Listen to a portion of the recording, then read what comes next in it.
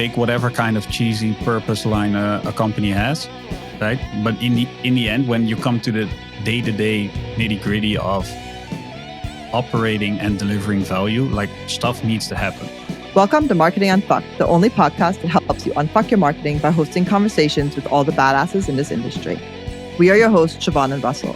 And today we are joined by Rick Dronkers as we discuss data processes and how humans are important to data. Let's do this. We can't wait to start the conversation with you. My co-host today is Russell, and I'm Siobhan. So let's get started. I'll start with the first question that everyone asks. How do we unfuck marketing, or in our case, marketing analytics? How do we unfuck marketing analytics? That is the $1 million question. And I think we're going to need a longer podcast. So I named my company Data to Value, I think for this reason. In my opinion, the loop from turning data into actual value is not often completed. And I think that's the main topic which we need to unfuck. So in the end, an idea is worth nothing, right? You could read all the books in the world. You could become the smartest person in the world. But if you don't turn that into something, right? You don't act upon that, all that knowledge you've acquired, then nothing changes, right? Then it's all theoretical. And I think that's what's going on at a lot of companies when it comes to the way we handle data collection. We're like little hamsters trying to get more data. We're super enthusiastic about new tools, new technology, silver bullets, and we keep collecting it and expanding on it. And we don't want to give up the data that we have, and we fear change, and we dread change of tools, right? Google Analytics 3 to Google Analytics 4, your data model will change. People freak out. But we forget to actually turn that data into value. So, Rick, what stage is the main issue? Like, if you had to pick one part of that flow, because there are many stages from even planning what data you want to capture, which is even before what you mentioned previously, all the way through to value, what point is the most fucked? Because they're fucked across the way. As in, which one are we talking about today? We're talking about all of them, but I think there's a common thread across all of them, and that's us humans. So we're the issue, right? We're creating this problem, and I think it's our understanding or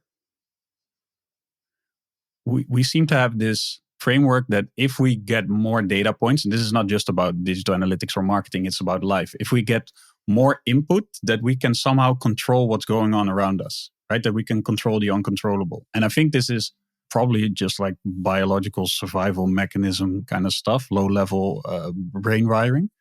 But I think this is the main issue. And there's so much being offered.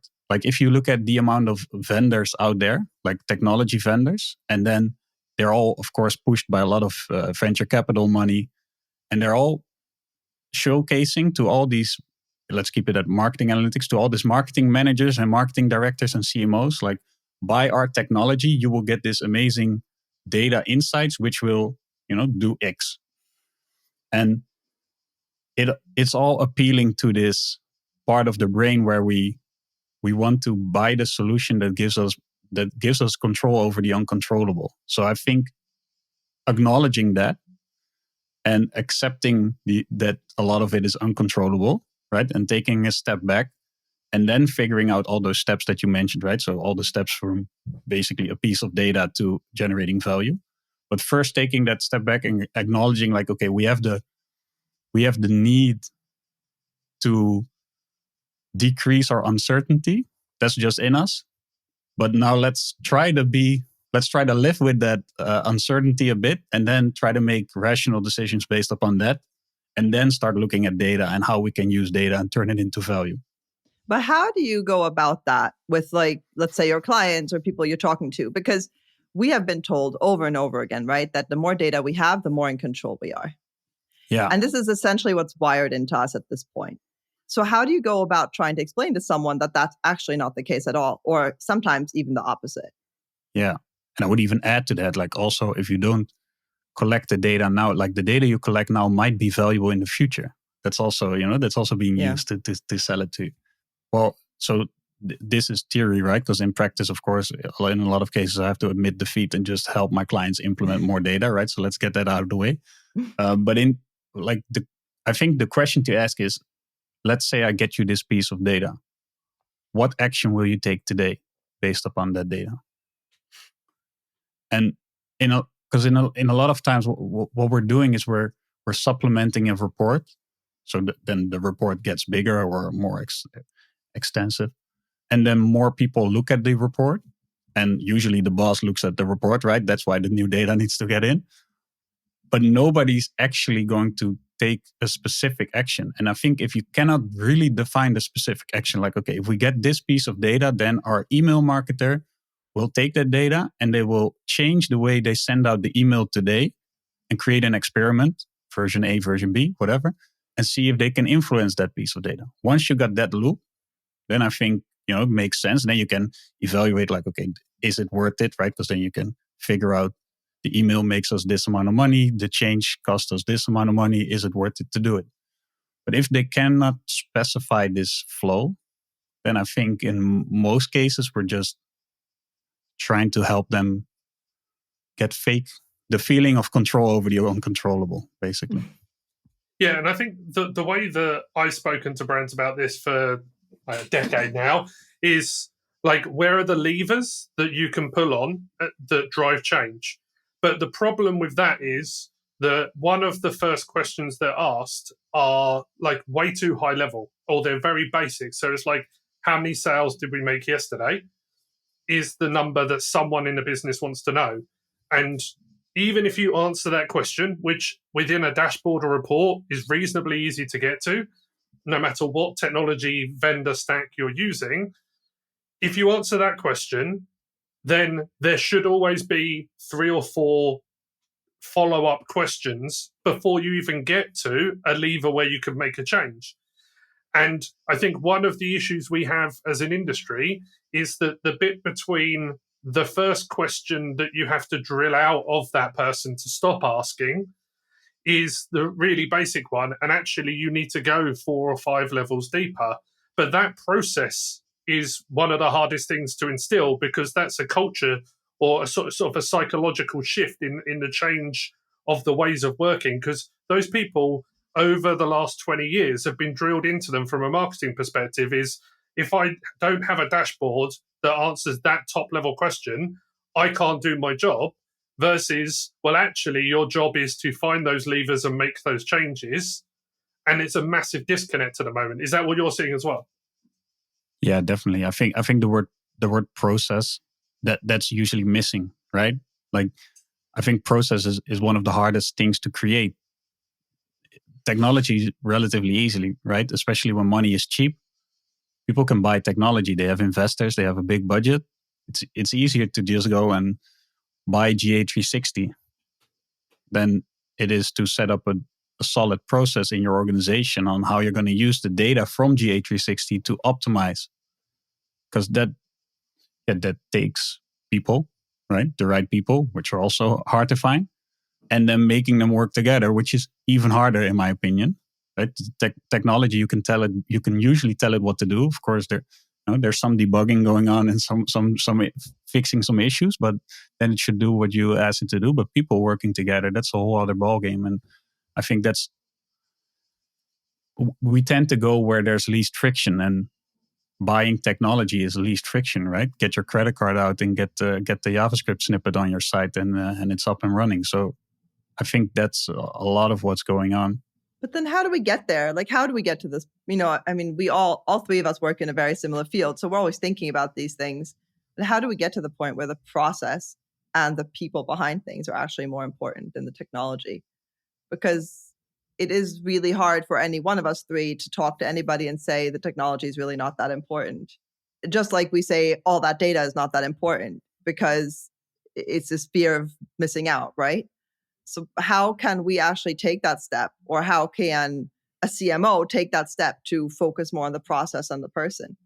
Yeah, that's a great question. I think a part of it will sort itself out, right? In a sense of everything has been going upwards, right? The trajectory has been going up and to the right from an economic point of view. And that also means that a lot of our clients, like regardless of what we have done with data, they would have probably grown anyway, is my main assumption right now. And I think once the economic outlooks change, as they seem to be doing right now, I think you're going to figure out prioritization becomes a real thing. And CMOs will have to actually prioritize. Like right now, people are just throwing everything at a wall and seeing what sticks.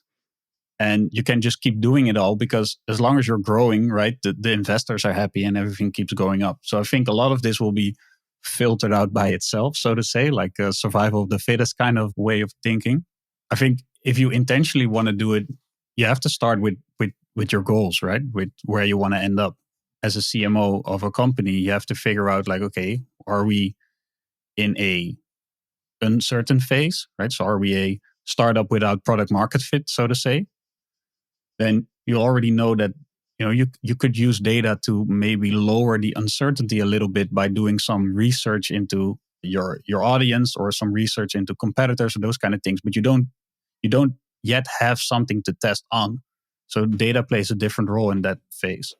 So then it becomes a question of, what's the potential payoff of what you're trying to solve, right? If you are in a medical research business, but if you figure out the new cure for cancer, then the potential payoff, right, is so large that, you might be able to spend on it based upon your assumption of success. I think for most of us, we are not in that space, right? Because marketing does not really play a huge role in that space, in my opinion. So usually there's already some form of product market fit. And then we're trying to optimize, right? So conversion rate optimization would be in that space. And then for the more larger incumbent companies, so to say, it might be more on the automation side where data plays a role and where machine learning comes in to scale up efforts.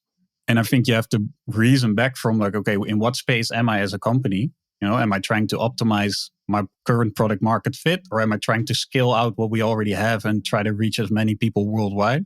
And based upon that, you try to reason like, okay, this is what I can spend on this technology, and then try to, make that work.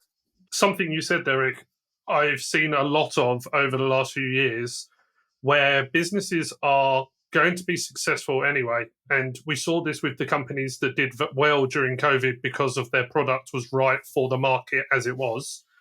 But a lot of people are being found out to be quite shit at their jobs. And I see this a lot, especially like when I'm pitching to people and I'm like, oh, they're the questions you're going to ask me today, are they? Okay. And I think that what will happen over the next few years is people's experiences versus just the ability to have skills are going to have a lot more value, and especially soft skills when it comes to how to actually communicate internally, how to manage meetings, how to understand that as a digital focused marketer or just as a marketer as a whole, because digital isn't really a thing in a lot of companies. It's just marketing. And I think that there are many talented marketers out there, even the newer ones onto the scene that are focused more in the social space. But I think that there's a hell of a lot of people who are just riding on the coattails of the thing that was going to be successful anyway. You've seen this a little bit with the influencer space, and that has slowed down. But the people who were doing well were only doing well because the space was growing rapidly at that time.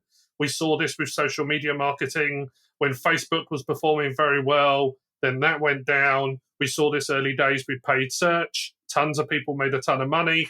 Then that slowed down. And we're going to see this through.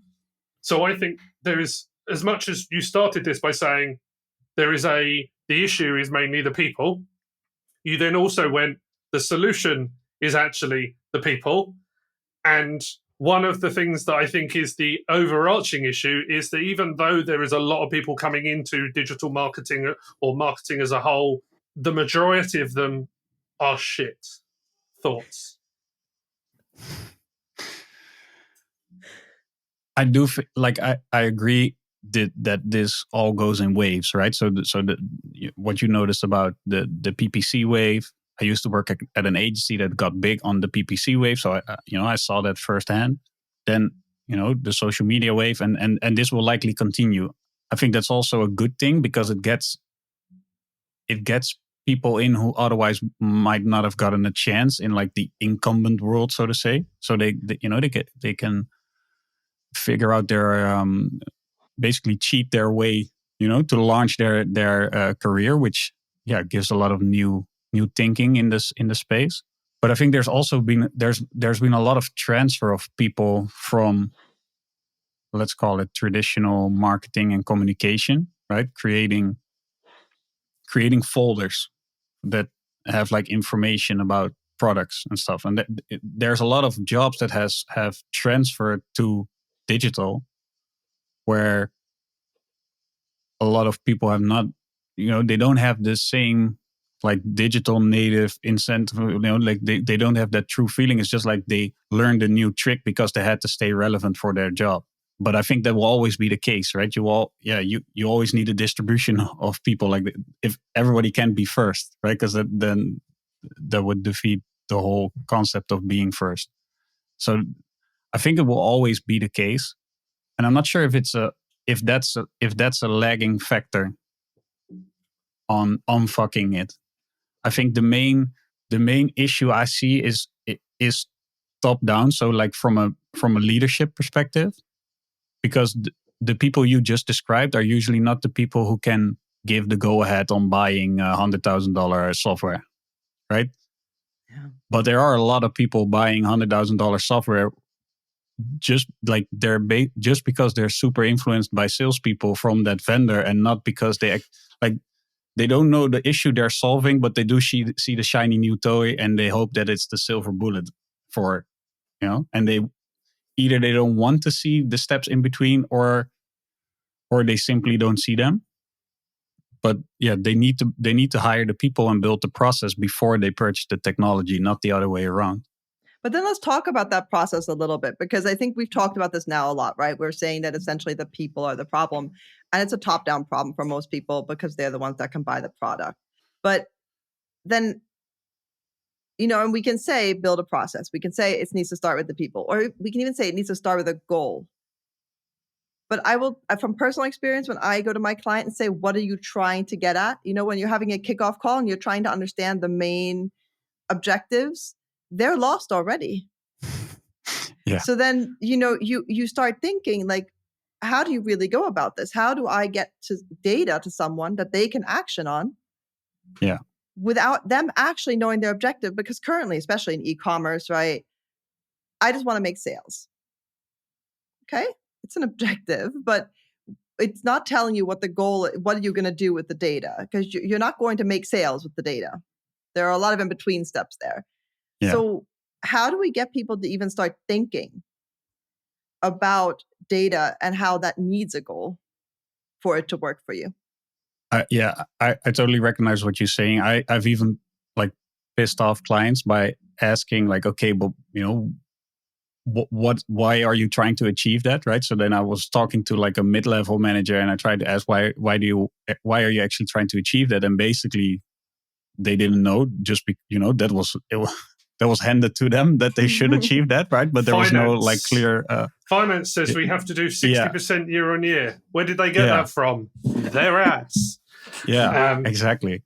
But so I think that's a challenge. And I always think about, okay, this is in theory what it should be, and then there's practice, right? So in theory, you would have a well-structured pyramid of like an overarching company mission, maybe even, right? And then that goes down all the way to the specific metrics at the bottom of the pyramid that you can measure.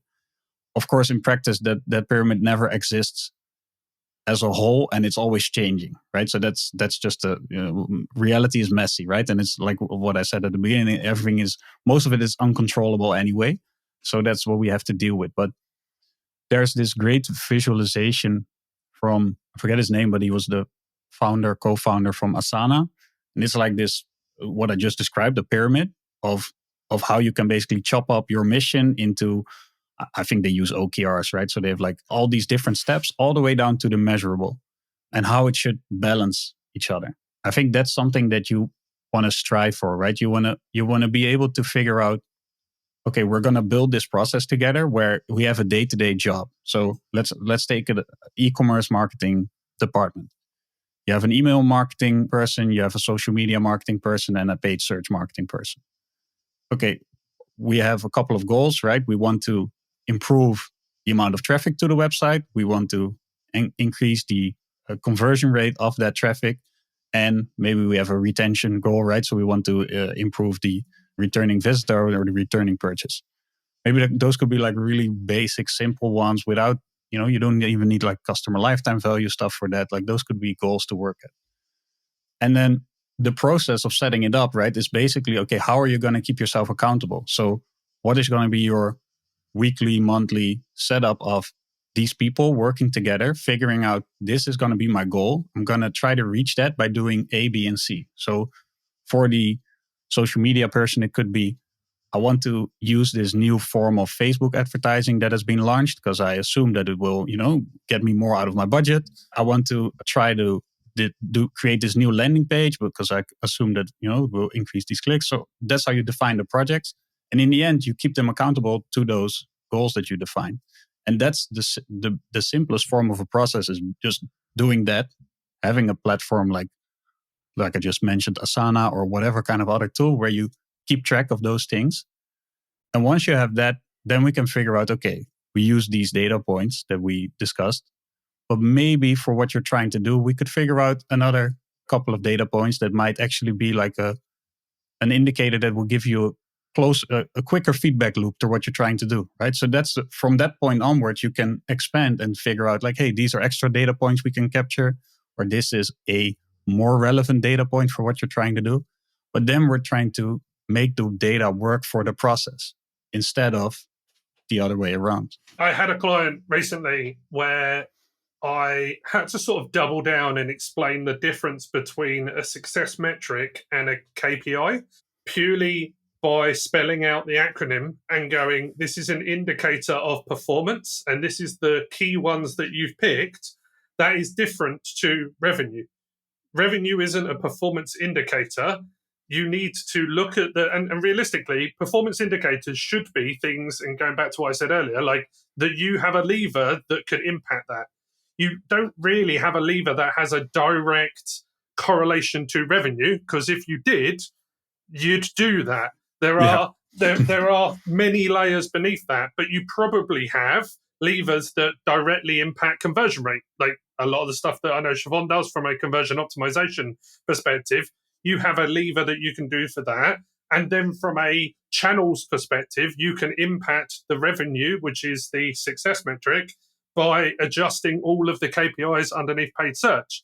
And I think that going off of your point there, I think that's probably one of the areas that clients don't necessarily even get that from a fundamentals perspective when they're thinking about what they should be monitoring versus what they see as success. Yeah, 100% agreed. And I think the distinction between measuring your input and measuring the output is also really important and gets overlooked. So like I don't work on the client side and I don't manage a team like that. But from what I've seen at clients is it's really hard to keep your team accountable to a output metric, right? So to a, not necessarily an outcome metric, sorry. So, to keep the team accountable to a conversion rate, it's pretty hard to do. Like it would be great, right? If they can actually do it, but it's not really feasible in a lot of cases. So it's way more honest to create goals related to their output, right? So you are going to create. So let's say we want to experiment on Facebook with different creative copy because we feel like, okay, we're reaching audience, but it's just not matching somehow, right? So that's the hypothesis. Okay, we want to test more copy. So then the output metric to test against would be simply, we want to get 10 versions of copy in this period, week, month, whatever, how many resources you have. And that way, like you can translate it as a leader. You can translate it like, okay, this will eventually help my outcome metric of conversion rate, right? But the people that work on a day-to-day, like you can't hold them responsible for the conversion rate. Like if you want them to experiment and also to fail, right? Because not be afraid to fail. The bonus and the carry, the carrot that you hold in front of them should be tied to their work. This reminds me, like I'm going to go on a little bit of a tangent here, but this reminds me a lot of in the sustainability field specifically. They have a big thing that they do, which is bringing a purpose, or ethical business in general. They have a purpose or a mission or a vision for the whole company, right? And the way you described it, we need a purpose for data. What's quite unique with companies like this, when I work with them, that they have that. They understand that. So let's say, for example, that's really privacy focused because it's something we all understand. They have a very clear purpose that the company is going to provide, let's say, privacy-focused analytics. And what they do is everything that's going on in the company is being measured against that purpose. And as they develop the purpose, they're also deciding what are the impact measures for that purpose. So essentially, what's happening is they have this process in space, right? So let's say it's privacy. So they don't want to collect too much data. They want to make sure there are no personal information being collected anywhere. They want to be very transparent with everything. So every single person in that company is aligned with that purpose, including the data person. What is interesting is that we're still seeing a complete loss of what the data points should be. And I think this is why I wanted to dig into the process in the beginning, because I actually see the process, the purpose kind of led business quite a bit. I think that some of the disconnect might be that it's just people aren't understanding what data is supposed to do for them. And or they are scared that they're going to lose so much data because of the current landscape. Because remember, we're also all being told right now, you can't have this, you can't have this, you can't have this, you can't collect all the data, third-party data is not going to happen. So everyone's freaking out and collecting as much as they can now to not do anything with it later. So how, when you already have the purpose and you already have the current environment atmosphere that we have with everyone kind of not unsure about what's going to be happening, how should we be guiding our clients through that, right? Or how should a CMO be approaching that? They're freaking out about privacy. How is data affected? I think there are just so many unknowns, and it makes, like you mentioned earlier, the control element even worse.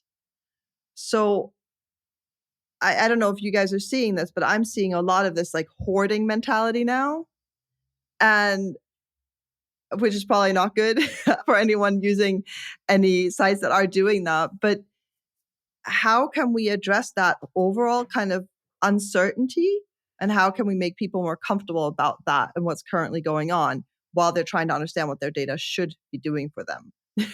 I'm hoping for Russell to answer that one. It's a big one. Like I was going to say, if there's an answer to this, I don't think you'd be on this podcast. Well, leave it to me to ask the big questions. We don't need an answer. I think we can, like, one thing you mentioned that stuck with me is, so you have this purpose-driven company, and a lot of it they get, but then there's this disconnect somewhere down the line, right? So, and I think that disconnect will always be there, right? Because so let's take whatever kind of cheesy purpose line a company has, right? But in the end, when you come to the day-to-day nitty-gritty of operating and delivering value, like stuff needs to happen, right? So there's and I think all data is like, it's a tool to help you experiment with all the different, parts of your execution to try to make them align with that purpose and that vision you have. But it's not going, like, the data itself will not bring you there. It's like I said before, it's either going to help you figure out, like, explore an uncertain territory, or it's going to help you optimize something, or it's going to help you scale or execute it faster. Right? But it's like the guidelines to get you somewhere. But you have to figure out, like, okay, how am I going to use it to get to that purpose? And then recalibrate as you're moving, right? Because if you might be going in the wrong direction, but then you'll figure that out. But can the purpose also help you contain it, right? Because if you have a very clear purpose, let's say it is that, I don't know, our podcast purpose is to unfuck marketing and make people more aware of the fact that there are alternative ways to look at things, right? So doesn't that immediately refine what we use? Because the purpose is also driving what data points we want to be using, doesn't it? Yeah, well, I'm not sure. I'm thinking of I think there definitely could be examples where you don't want to not try something. I think like you always want to be experimenting, right? And then once you get the results from it, then you want to revisit if it brought you closer to where you want to be, yes or no. But I think so. Let's take an example of like you have a big oil company and they want to go to green energy, right? If they made that somehow their purpose and they decided not to research anything that had to do with fossil fuels anymore, like it might exclude them from finding a way to use fossil fuels 5,000 times more efficiently than now. So that might still move us towards a more green future, right? So by excluding things, you also limit what you can potentially find. So I wouldn't want to like limit the ideation process, so to say. Doesn't that mean that the people who want to collect all the data might be right? Yeah, and I think there's definitely a lot of value in that, especially if you look at what computers can handle and will be able to handle in the future when it comes to like processing the data. The only issue is, are we willing to run the risk that the computer takes over humans, right? So I think that's the main risk that we're taking there. With brands, though, I think one of the issues is it's all well and good saying this is what our purpose is, but actually following through with that is the major issue that a lot of brands have. You have Google going, don't be evil for 10, 20 years, and we don't need to go down that rabbit hole. And you just see this across the board, is that brands say they have some form of purpose, that the first challenge is delivering on said purpose in everything that they do across the board.